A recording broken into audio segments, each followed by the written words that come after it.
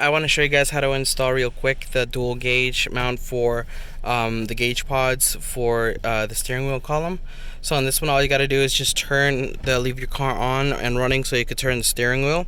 Remove the Phillips head on this side, then turn around and remove the Phillips head on this side of your column. Once you do that, basically, you're gonna get your dual gauges. Make sure you just you plug in and you set these up on the computer before you install them. You have the two connectors coming out the back and the little box connected to them. So what you're gonna do is just lay it down there. You're gonna turn one side. You're gonna line up the circle on one side, then turn to the other side and line up the circle for the other side like this, and they'll both clip in basically, so you could turn the steering wheel without them being scratched up.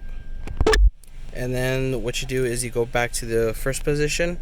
You're gonna hold the steering wheel the best you can and try to put in the screws provided to you in the kit, basically in this hole, and you're gonna tighten them down like that. So as you can see, now that I turned, the screw is tied down on that side. The screw is also tightened down on that side of your steering column, and basically there should be no rubbing. This basically clears both sides. So what you're gonna do is remove your steering wheel adjustment so it's loose. You're gonna do is like typically pull it as far as you can towards you.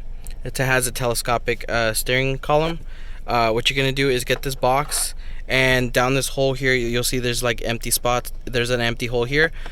Stick the OBD2 port connector down there, and it will basically fall dangling on the inside of this plastic here, and it'll come close to the OBD2 port. And I already plugged it in on that end, and on this end I have the cable basically sticking out for it. And then what I do is I just plug into the splitter box that has an integrated fuse inside of it here. Once we plug it in, I'll show you where to put it. So when you plug it in, basically you'll see that both gauges turn on, and what you're gonna do is you're gonna tuck in the wire inside that cavity there, and you could tuck in the box in there too, and there's plenty of room where you could tuck it into the side, as you can see, and basically the wires will also tuck into there. So now all you got to do is just place the column however you had it basically, and that should be it for installation.